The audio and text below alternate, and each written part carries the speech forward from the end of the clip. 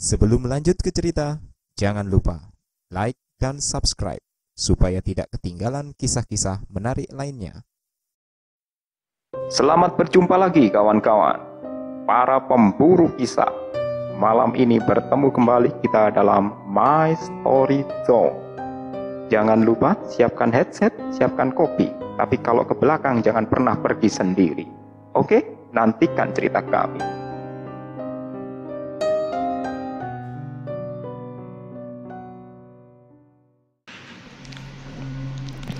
Assalamualaikum warahmatullahi wabarakatuh, sahabat pemburu kisah dimanapun kalian berada. Kita jumpa lagi di Mystery Zone. Malam hari ini kita akan menyajikan satu buah cerita. Cerita ini dari Pak Amir, ya kan? Iya, dan kejadiannya sudah sangat lama ya Pak Cek ya. Kejadian ini berlangsung sekitar tahun 99. Tepatnya Pak Amir masih ingat pada saat itu bulan Oktober tanggal 21, yang mana hari Kamis saat itu Kang Surya. Kamis ya. Ya, beliau ingat karena pada tanggal 20-nya ini ada pelantikan presiden pada saat itu. Oh iya ya, Presiden Abdurrahman Wahid ya. Betul. Oh, iya. Jadi beliau sangat mengingat sekali 99 kejadiannya. misalnya. Dan bagaimana kisahnya dari Pak Amir ini, monggo Kang Surya diceritakan. Oke, terima kasih Pak Jack. Pak Amir ini mungkin kita jelaskan sedikit ya. Beliau itu dulunya sebelum tahun 99 itu ya, mulai awal 90 lah. Itu profesinya ini sebagai sopir angkutan umum. Jadi kalau mungkin di Jawa Timur mungkin trayeknya saya sampaikan aja ya, jadi antara Surabaya Malang waktu itu. Nah, Pak Amir ini mulai tahun 90-an ini memang sebagai supir angkutan umum ya. Sebenarnya sih waktu itu angkutan umum selain bus kota ya, untuk trayek jarak pendek mungkin paling mudah, paling murah dan paling efektif, serta bisa masuk ke area-area yang nggak terjangkau. Jadi rutenya beda dengan bus kota ya angkutan umum. Mungkin kalau teman-teman di Jawa Timur mungkin familiar ya, kendaraannya katanya mobil Bison ya, jadi kayak Isuzu gitu mungkin ya, Sebelum Elf itu kan. sebelum Elf ya. Jadi ya kalau saya dulu sih waktu SD pernah Pak Jack naik mobil Bison itu ya, memang posturnya besar, suaranya juga dalam tanda kutip garang gitu ya mesinnya, terus juga asap solarnya juga luar biasa sampai masuk ke dalam kabin. Ya seperti itulah. Jadi Pak Amir ini menekuni profesinya sudah dari tahun 90-an. Nah pada waktu itu mungkin ya kalau setahu saya sih ada beberapa orang yang memang memiliki sendiri mobilnya, atau kadang-kadang juga ikut, jadi kayak diberi kayak juragan mobil gitu. Mereka cuma menjalankan saja sebagai sopir dan juga dibantu kenek biasanya. Nah waktu itu memang karena Pak Amir istilahnya trayeknya lumayan banyak ya, terus juga orangnya nariknya juga rutenya juga areanya lahan basah lah, jadi banyak anak sekolah. Terus kalau menjelang siang itu mungkin orang-orang yang mungkin pergi ke pasar pulang, dan dari pasar berangkat ke pasar, atau bahkan juga pedagang-pedagang yang bawa barang-barang untuk dijual di pasar. Jadi ya kendaraan waktu itu sangat serbaguna sekali. Jadi bak tengahnya itu selain diisi penumpang juga diisi barang biasanya. Dan saat itu kan ini Kang Surya, angkutan tersebut ini identik dengan para pekerja pabrik. Iya betul. Kalau pagi dan sore. Pagi dan sore, rutenya rute yang seperti saya sebutkan tadi Pak Cek ya. Nah dengan profesi seperti itu sebenarnya ya Pak Amir ini karena mungkin mobil itu sudah miliknya sendiri, dia itu akhirnya pendapatan yang cukup berlebih itu biasanya dia tabung. Hingga akhirnya sekira beberapa tahun kemudian, di tahun 97 atau awal-awal 98 ya, beliau ini akhirnya berencana untuk mengganti mobilnya. Jadi mengupgrade lah kalau istilahnya sekarang itu, dia pakai Isuzu Elf. Jadi Isuzu Elf kan mungkin dibanding pendahulunya kan mungkin dia lebih besar, bangkunya juga lebih banyak. Kalau mobil Bison kan mungkin teman-teman yang di Jawa Timur terutama ini ya, biasanya kan bangkunya ada yang diselipi bangku kayu itu di belakangnya sopir, jadi duduknya menghadap ke belakang. Nah Pak Amir ini waktu itu beli mobil yang baru, jadi ya bangkunya lebih banyak, nggak ada bangku kayunya, terus modelnya lebih menarik, juga penampilannya lebih mengundang penumpang. Nah akhirnya dengan sedikit uang hasil menabung, Pak Amir pun beli mobil secara kredit. Ya memang sih di awal-awal ketika mobilnya baru dioperasikan itu wah ya cukup banyak juga ini penumpang-penumpang yang memilih mobilnya beliau daripada mobil-mobil lain, karena mungkin baru dan juga keluaran terbaru, dan juga dibanding yang lain lebih nyaman lah, karena tempat duduknya semuanya itu nggak ada yang pakai tempat duduk kayu gitu. Cuman sayangnya waktu itu tahun 98 itu pertengahan itu kayaknya bertepatan dengan krisis, jadi krisis moneter. Akhirnya ya kondisi perekonomian Indonesia waktu itu benar-benar sangat hancur, berantakan, dolar naik tinggi, terus nilai tukar rupiah turun, dan semua itu berimbas ke seluruh ekonomi di Indonesia, termasuk Pak Amir dan rekan-rekan seprofesinya. Jadi ya ketika cicilan mobil masih belum lunas, terus kondisi ekonomi tiba-tiba berubah, harga BBM naik, terus penumpang itu mulai berkurang, anak-anak sekolah hanya pagi dan siang, sementara orang-orang belanja ke pasar juga karena krisis ekonomi juga nggak seperti biasanya. Dan yang paling pukulan telak bagi Pak Amir itu kan banyak pabrik-pabrik yang waktu itu tutup atau berhenti beroperasi, sehingga ya penumpangnya Pak Amir ini tidak sebanyak biasanya. Nah akhirnya dengan banyaknya usaha yang gulung tikar itulah Pak Amir pun juga merasakan betapa drastisnya penurunan kondisi ekonomi saat itu. Hingga akhirnya di tahun berikutnya itu Pak Amir pun masih tertatih-tatih berusaha bertahan di tengah kondisi yang masih belum pulih sepenuhnya. Dia pun akhirnya sering narik itu sendiri, jadi nggak pakai kenek, karena kan biasanya kalau pakai kenek kan penghasilannya kan juga dikurangi untuk yang keneknya itulah. Akhirnya ya karena Pak Amir merasa masih mampu membawa kendaraan sendiri, terus toh penumpangnya juga nggak sebanyak biasanya karena memang kondisi ekonomi belum pulih bener gitu. Akhirnya Pak Amir pun menjalankan operasional mobilnya, yang penting bisa nutup setoran angsuran lah gitu. Lah akhirnya pada waktu itu Pak Amir pun sempat putus asa, sampai sesekali itu dia kayak nggak narik, karena biasanya narik pun penghasilannya nggak seberapa dibanding dengan ongkos BBM yang harus dia tanggung gitu. Belum lagi tabungan uangnya lebih baik untuk dipakai kebutuhan sehari-hari dan juga kekurangan cicilan mobil. Sampai akhirnya Pak Amir ini kadang-kadang di hari-hari tertentu itu malah ya ceritanya ini sampai jadi tukang listrik dadakan, tukang bener-bener rumah tetangga dadakan, yang penting dapat penghasilan lah selain narik. Hingga akhirnya suatu hari ya teman-temannya ini ada yang datang, waduh kenapa kok nggak narik gitu. Ya ini kondisi ekonomi seperti ini lah, kamu juga kenapa kok nggak narik? Ya ini mikir, soalnya ini teman-teman mobilnya banyak yang dalam tanda kutip itu disita, karena mungkin pinjam uang terus ke rentenir nggak bisa kebayar, akhirnya ya diambil lah mobilnya itu sekaligus surat-suratnya sebagai ganti pelunasan pinjaman. Ya akhirnya karena temannya bercerita seperti itu, Pak Amir pun merasa waduh ya juga ya, ini daripada kondisi masih baru apa tak jalankan aja gitu. Terus temannya juga bilang ya udah jalan aja wes, nanti mumpung masih belum malam ini, masih habis asar, berangkat aja, aku tak tempat mangkal biasanya. Ya sudah, aku tak nyusul, kata Pak Amir gitu.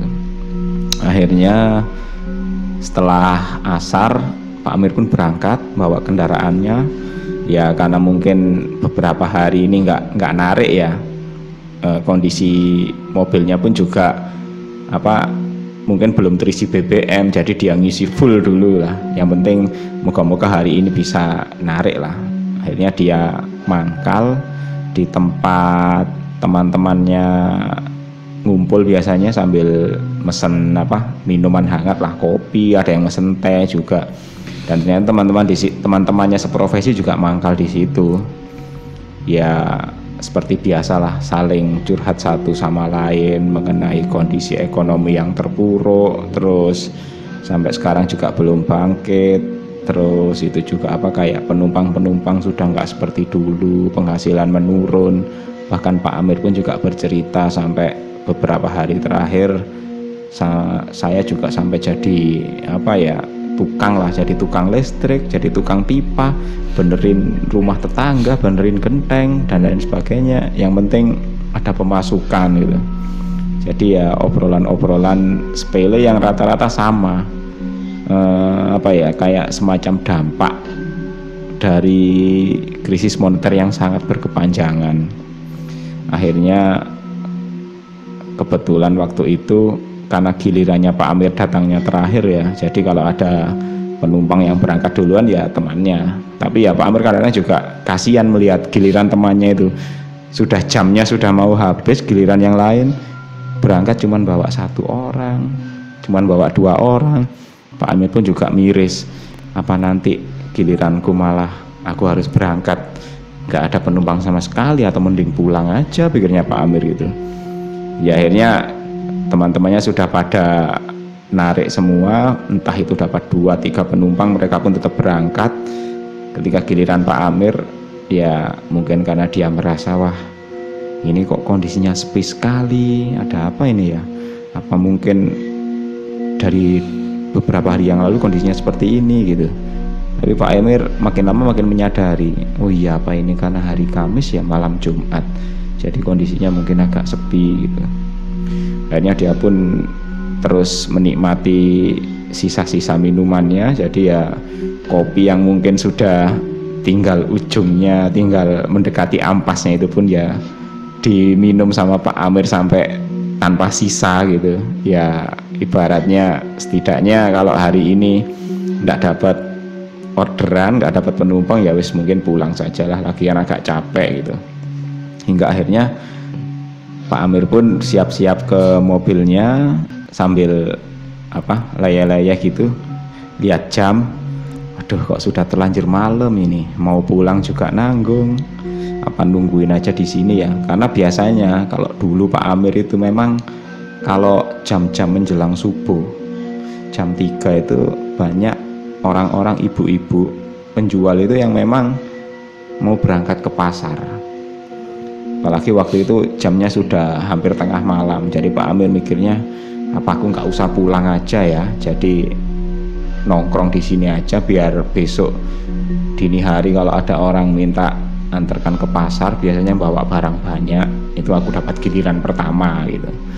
Akhirnya Pak Amir pun menggeser mobilnya, dia pun masuk ke dalam mobil dan memutuskan untuk tetap di tempat ngetem, tetap di pangkalan untuk menunggu orang-orang yang berangkat pasar di pagi harinya.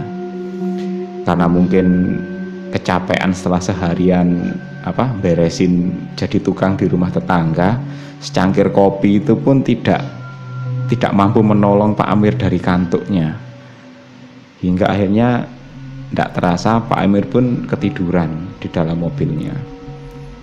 Ya karena mungkin dia tidak sadar berapa lama dia tertidur, tahu-tahu kaca jendelanya itu diketuk, tok tok tok, tek tek tek.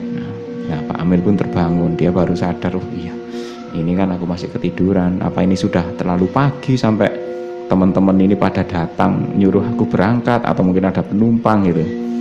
Nah ketika Pak Amir bangun, itu ternyata ada seorang laki-laki, bapak-bapak, ya pakaiannya rapi gitu, terus kayak pakai peci, ya usianya mungkin setengah abad lah.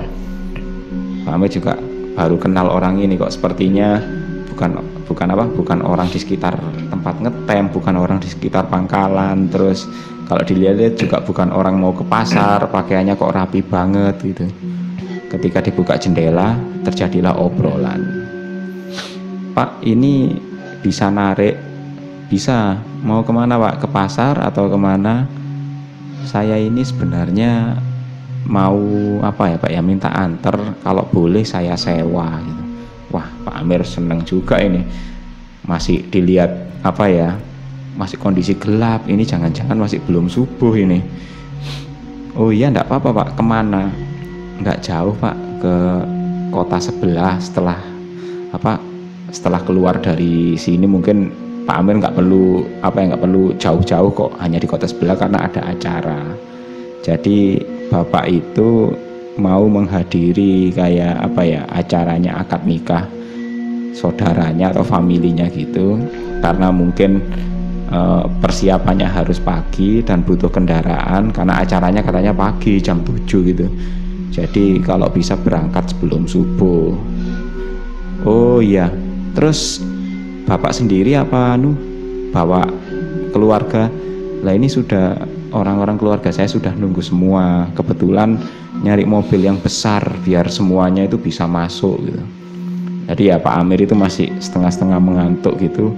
Dia melihat ke luar jendela, memang ada kayak serombongan ibu-ibu gitu, dan ada bapak-bapak lain, pakainya juga rapi-rapi kayak mau kondangan gitu.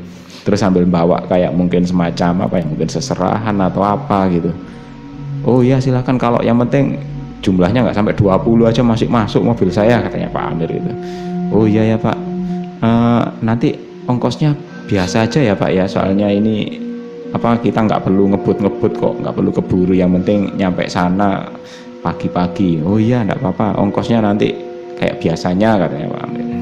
Akhirnya Pak Amir pun dengan setengah mengantuk tapi juga bersyukur lah, pagi-pagi sudah dapat orderan. Dia membukakan pintu, memanaskan mesin mobil, dan orang-orang itu semua masuk ke dalam mobil, termasuk ya laki-laki tadi duduk di sebelahnya Pak Amir itu. Berangkatlah mobilnya Pak Amir itu ke kota yang dituju. Nah, di tengah jalan itu mungkin ya Pak Amir setengah mengantuk tapi ya senang juga. Dia coba ngobrol dengan orang yang di sebelah, tapi obrolannya itu seperti datar-datar aja. Terus Pak Amir ketika melihat ke belakang juga, mereka kayaknya sepertinya mungkin semalam tidak tidur ya, atau mungkin bangunnya kepagian harus berangkat pagi-pagi. Khawatir dijak ngobrol nanti ya mengganggu penumpang. Ya sudah, yang penting jalan aja deh, toh bapak di sebelah ini sudah menunjukkan arahnya, kota yang dituju, pinggiran kota ke arah mana nanti, terus alamatnya sudah jelas gitu. Hanya Pak Amir pun menjalankan kendaraan sesuai dengan permintaan yang orang yang membawa rombongan tadi. Nah, di tengah jalan ya kondisinya memang sepi. Entah kenapa kok Pak Amir ini tiba-tiba merasa ada bau-bauan, itu seperti bau telur busuk gitu di dalam mobil. Ini ada yang kentut atau ada yang sebenarnya Pak Amir juga hampir mau muntah gitu. Baunya ini kalau dulu masih bawa mobil Bison itu mungkin bau asap kecampur bau ibu-ibu yang bawa ikan ke pasar, bau amis itu masih tahan Pak Amir. Lah ini kok baunya bau seperti bau telur busuk ya. Apa ini orang-orang bawa seserahan atau bawa makanan terus lupa kelamaan terus agak busuk atau gimana? Pak Amir pun sebenarnya mau ngomong tapi dia agak gak enak gitu karena penumpang lah. Jadi Pak Amir tetap diam saja sambil melirik ke sebelah. Ternyata bapak itu ya sepertinya tidak merasakan bau, tapi mungkin ya Pak Amir mikirnya ya mungkin karena sama-sama jaim lah, jangan sampai bikin gak enak semua dalam satu mobil gitu. Akhirnya Pak Amir pun lebih memilih membuka jendela perlahan supaya bukaan jendelanya lebih lebar supaya bau itu terusir pergi gitu. Terus perjalanan berlanjut. Dan waktu itu menjelang subuh, nggak terlalu lama sih, paling cuma 30 kilo lah dari tempatnya Pak Amir tadi berangkat. Pak Amir pun mulai memasuki jalan yang memang bukan jalan utama lagi. Jadi memasuki jalan desa, di mana di situ sudah banyak jalan-jalan kecil, kiri kanan ada sawah dan juga ladang. Sampai akhirnya Pak Amir baru menyadari, wah ternyata di sini ada juga ya jalan yang kondisinya bagus gitu. Padahal Pak Amir setahunya kalau dapat cerita dari teman-teman atau penumpang-penumpang yang memang di sekitar daerah situ, ya kondisi jalannya memang masih rusak gitu. Ternyata di sini jalannya bagus, mulus lagi. Jadi ya ibaratnya mobilnya Pak Amir yang gede ini ya nggak sama sekali nggak mendapatkan hambatan yang berarti lah. Jadi lancar terus sampai akhirnya bapak yang di sebelahnya itu bercerita, Pak nanti ini depan belok sini belok sana, jadi mengarahkan. Jadi mulailah ada pembicaraan. Dan ketika Pak Amir melihat ke kaca belakang itu, ke spion belakang, ternyata ya penumpang yang lain itu nggak ada yang tidur dan ekspresinya kayak biasa, kayak menikmati perjalanan gitu. Tapi nggak ada obrolan satu dengan yang lain gitu. Padahal dari tadi dipikir tidur, tapi kok kayaknya datar-datar semua ini. Akhirnya mobil pun mendekati tempat yang dituju, sama orang yang di sampingnya Pak Amir tadi mengarahkan, oke Pak Amir parkir di sini aja ya bapaknya ya, terus nanti biar orang-orang turun semua. Oh iya Pak. Akhirnya Pak Amir pun memarkir mobilnya sesuai yang diminta diantarkan tadi.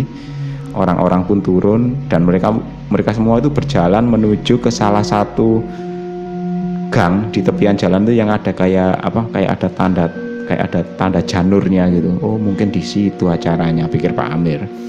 Terus orangnya yang di sebelah Pak Amir itu turun, Pak ini biayanya berapa? Ya sekian Pak. Kira-kira Bapak keberatan enggak kalau misalkan nunggu di sini, karena saya khawatir nanti nggak dapat kendaraan yang mau masuk ke desa ini gitu. Paling saya jam 9 sudah selesai acaranya, jam 9 pagi. Kalau bapaknya mau nunggu enggak apa-apa, ini saya bayar separuh dulu. Oh ya enggak apa-apa, saya tunggu aja Pak. Akhirnya sama orang itu dia mengeluarkan kayak uang, dimasukkan ke dalam amplop, diberikan ke Pak Amir. Pak ini sekalian buat nunggu nanti ya, ini saya bayar separuh dulu. Oh iya Pak, jam 9 ya Pak. Iya jam 9. Kalau bapaknya mau dulu enggak apa-apa, kalau pengen istirahat ya istirahat aja gitu. Oh iya Pak. Pak Amir pun ya seneng lah dapat duit gitu. Mending daripada dia narik belum tentu dapat penumpang, keluar dari sini juga sudah banyak BBM yang dihabiskan gitu. Mending tunggu aja. Akhirnya Pak Amir pun menutup sedikit kaca jendelanya, mungkin karena dia mengantuk ya.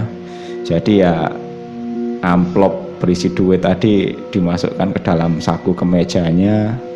Pak Amir pun sambil menunggu kira-kira ini mungkin sebentar lagi subuh, aku tidur nanti kira-kira jam 7 bangun sudah seger, nyari warung kopi di sekitar sini baru nunggu orang-orang balik gitu. Nah Pak Amir pun siap-siap tidur gitu. Dan sama seperti kejadian yang ketika dia ngetem, Pak Amir ini kondisinya mungkin karena capek atau gimana ya, dia itu langsung tidur itu seperti kayak langsung tidak sadar gitu. Sama seperti ketika dia lagi ngetem setelah teman-temannya berangkat semua, dia nggak sadar dan tahu-tahu seperti yang sebelumnya kaca jendela itu diketuk. Jadi Pak Amir ini perasaannya waktu itu kayak seperti mengalami kejadian yang sama itu 2 kali. Cuman bedanya ketika dia terbangun, dia itu nggak ketemu dengan rombongan yang minta diantar kondangan tadi. Dia terbangun itu langsung gelagapan Pak Amir, karena suasananya di sana sudah terang benderang. Jadi ya mungkin kira-kira waktu itu sudah 5:30 pagi katanya Pak Amir. Pak Amir kaget, dia buka jendela, bayangannya mungkin sudah selesai acaranya kok saya mungkin ketiduran terlalu lama gitu. tapi ternyata yang ngeduk-ngeduk kaca jendela itu ya kayaknya ada apa ya, bapak tapi nggak terlalu tua lah, masih muda. Dia pakai topi, terus tangan kanannya itu bawa kayak semacam bendera gitu. Loh, ini apa, petugas parkirnya kondangan kok seperti pakainya kok seperti orang petugas parkir gitu. Dia buka jendela sambil mengantuk. Orang itu bertanya, "Bapak enggak apa-apa?" Ya Pak Amir kaget, "Kok tidak apa-apa?" "Ya tidak apa-apa, kenapa ya?" "Beneran Bapak tidak apa-apa?" "Iya saya enggak apa-apa," katanya Pak Amir gitu. "Kok bisa sampai di sini Bapak?" Pak Amir kaget, "Bisa sampai di sini gimana?" gitu batinnya. "Ini nggak bisa keluar ini mobilnya Pak." Pak Amir heran, apa ini tamunya sudah pada banyak, terus tukang parkirnya marah-marah gitu. Akhirnya Pak Amir pun menerapkan posisi duduk, dan ketika dia melihat jendela sekeliling mobil, Pak Amir ini kaget bukan main. Jadi baik Pak Amir maupun orang yang menduk jendelanya tadi itu kaget, karena posisi mobil Pak Amir waktu itu, jadi di situ sebenarnya ada rel kereta api, ada sungai, ada jembatan rel kereta api di atas sungai. Lah, mobilnya Pak Amir ini mobil sebesar itu ya, posisinya itu di pinggiran rel, memang tidak masuk ke dalam rel. Katanya itu di pinggiran rel, yang mana di situ itu ada gundukan tanah, ada gundukan tanaman dan pohon-pohon pisang. Dan satu-satunya jalan raya yang ada di sana itu adalah jalan berupa tanah, jalan kampung, lebarnya cuma 2,5 meter. Dan itu posisinya kira-kira 20-30 meter jauh dari posisi mobilnya Pak Amir terparkir. Dan mobil itu bisa masuk ke dalam apa ya, ke pinggir rel, menembus perkebunan pisang warga tanpa ada pohon yang rusak sama sekali.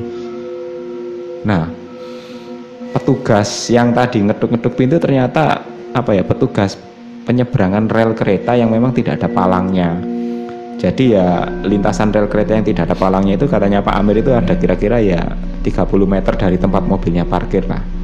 Petugas ini tadi kaget melihat mobilnya Pak Amir itu posisinya di pinggir rel, hampir masuk ke sungai di pinggir jembatan. Dikiranya mobil ini tadi ditabrak kereta yang melintas pagi, terus terseret hampir masuk sungai. Dan Pak Amir ini pun kaget. Mulai dini hari sampai sekarang matahari terbit, kalaupun ada kereta lewat, dia itu nggak terbangun sama sekali. Dan dia juga heran, bercerita, "Loh Pak, yang rumah warga kondangan di mana ya?" "Loh, kondangan di mana Pak?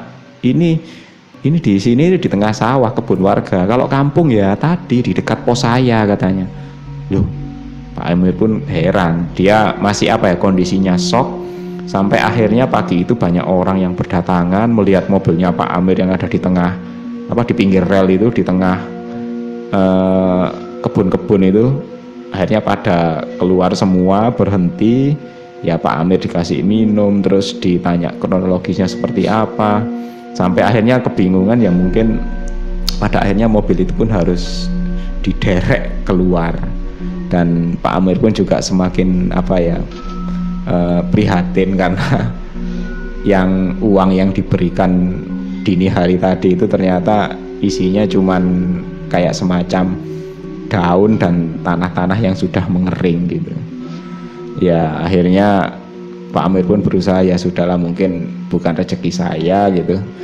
Akhirnya dia pun minta bantuan warga, dan warga pun juga sukarela membantu, karena menurut ceritanya ya sebenarnya kejadiannya nggak cuma Pak Amir saja. Jadi ya pernah beberapa waktu yang lalu, mungkin ya lebih dari sekali lah, ada juga yang mengalami hal yang sama.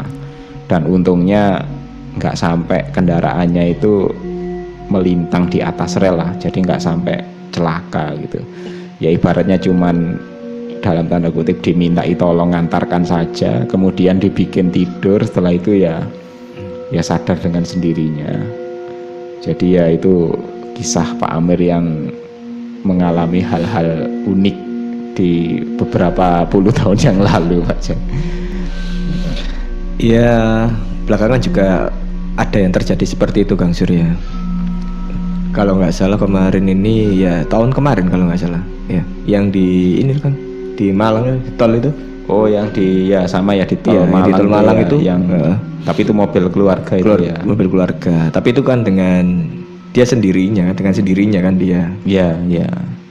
Ya memang Banyak hal-hal yang di luar nalar ya terjadi ya. Mungkin pelajaran bagi kita kalau di jalan ya tetap aja harus hati-hati. Apalagi kalau misalnya kita sedang bekerja dengan banyak pikiran, macam-macam masalah dan sebagainya, ada baiknya lah kita harus bersabar ya, Kang. ya bersabar dan banyak berserah diri, berdoa. Ya, itu pelajaran yang bisa kita ambil lah. Ya, semoga aja tidak terjadi hal itu lagi. Ya, semoga. Ya, terima kasih Pak Amiruddin atas ceritanya. Dan untuk sobat pemburu kisah, terima kasih telah menyimak fragmen kali ini, kisah kali ini. Jangan lupa untuk like, subscribe, serta tinggalkan komentar di bawah. Nantikan terus kisah-kisah kami selanjutnya. Assalamualaikum warahmatullahi wabarakatuh. Bye-bye.